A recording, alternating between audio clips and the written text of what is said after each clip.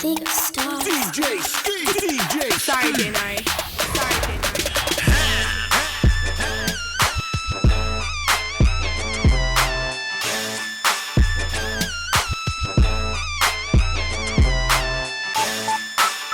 Welcome to part 2 of new players coming to Final Fantasy XIV 2020. Be warned. Now, the first video, I feel like I didn't explain things as clear as I should have, and I will do that in this video. And I also appreciate the 2.7k views on that first video. Let's see if this video reaches those heights. First and foremost, if you're a new player coming in Final Fantasy XIV, welcome. Your wallet is already screaming at you in 87 different languages because you had to buy the base game, a subscription for $12.99, plus $34 for the Shadowbringers expansion that comes with, I think, Stormblood and Heaven's World too.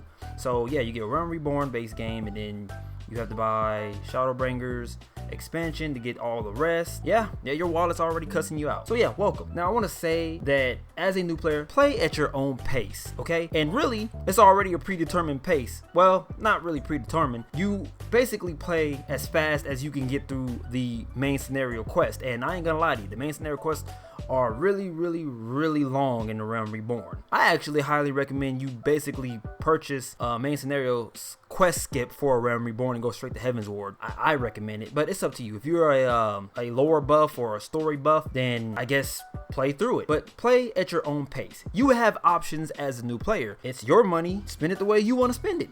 You could basically purchase main scenario quest skips. If you do this, the disadvantage will be that you won't know what's going on with the story, so you just be doing quests like what the hell is going on. And then you can also purchase level boosted jobs, and with this comes more responsibility. And what I mean is that if you purchase a level 70 boosted job, please understand that you have to learn how to use it, especially if you purchase something as crucial as a tank or a healer. Now, as a new player, you probably wondering, what's the community like? And me personally, I'm big on MMO communities because I come from one of the worst toxic communities that you could ever imagine. I pay attention to how people treat each other in game, and by doing that, I've been able to decipher what kind of community I am playing in. Unfortunately for Final Fantasy XIV's, their community is an anomaly to me still to this very day because there's been a shift. When I first started playing Final Fantasy XIV about 3 or 4 months ago, no one was really talking in general chat. Everybody was in link shells or private chats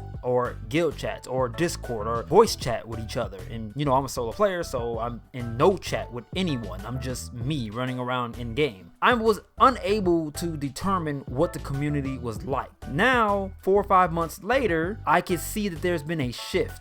I've been playing over the past few weeks or so in different worlds, and I've noticed that people are literally having full-on conversations in general chat. Whereas months ago, that wasn't a thing. Everyone was dead silent. So, again, it's an anomaly. I'm not sure if the community is chill and toxic or chill or toxic. Like, I don't know what's really going on with Final Fantasy XIV's community. I really don't.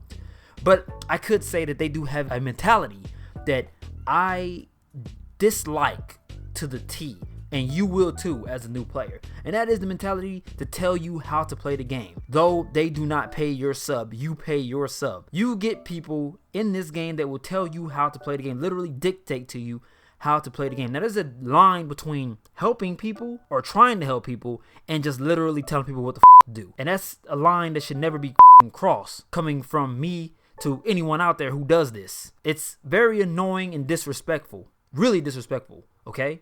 Very disrespectful.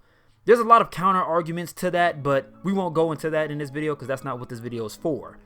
But that mentality exists, and as a new player or a veteran player or just a casual player, you will experience it in game no matter what. So just look out for that. Also, there are snowflakes. There are snowflakes in any MMO community. These people are willing to report you for any and everything. If they see something they don't like, you say something that they don't like, they will report you. And typically the people who are snowflakes are the ones that are going to literally throw the TOS at you. They're going to say something about the TOS. Now, as a new player coming to Final Fantasy XIV as a solo player, you will find that the game is very soloable and you can get very far as a solo player. I mean, you might not be able to get best in slot, but you could get something near best in slot. So it's not that bad. It's going to require you to grind. It's going to require a lot of amount of hours played to obtain it.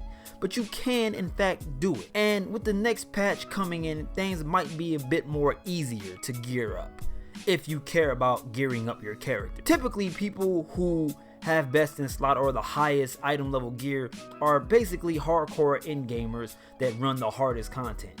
But if you want to do as much DPS as possible in regular dungeons, then yeah, you can go for something near best in slot and do fairly well. That's what I like about Final Fantasy XIV myself. I've soloed my way all the way up to where I am now, and I'm proud of it. I mean, I don't have a specific goal to obtain best in slot like I used to have when I played the other MMO, but I've made it far on my own. I don't look like a hobo no more. I found out how to glam. I found out how to craft. I found out how to make gil. I found out how to save gil. I found out how to do a lot on my own. If you're going to come as a solo player, you can do it. You can make it far. Now, if you are a social butterfly, you just have to be in a free company or a guild or whatever, then there's plenty of that going around. Just watch out what kind of free company you join. Don't join free companies that are just picking up strays off the street. Also, don't join free companies that are so elitist to where the numbers of the free company members is only in like maybe the double digits, but the low double digits. That's a sign. That's a hell of a sign right there. If you see somebody with best in slot gear and they're in a free company that's like what, 13 members, yeah, bro, that spells elitist all over the fucking place. You might want to avoid at all costs unless you have that mindset to become one of them and want to become one of them, and so you can do in-game content. Then go ahead and join it. I would say get a free company that is, I don't know, in between both, like accepting new players, building you guys up, and then doing hard mode content after. Basically in between both elite and not so elite. You know what I mean? A chill guild. A guild that has chill, lax players that do all content, whether it be easy or hard. That's going to do it for this video. I had to make a part 2 because that other video, I feel like I didn't explain things as I should have. So I hope this one will get a better reception than that other video. For my next number, I'd like to return to the classics.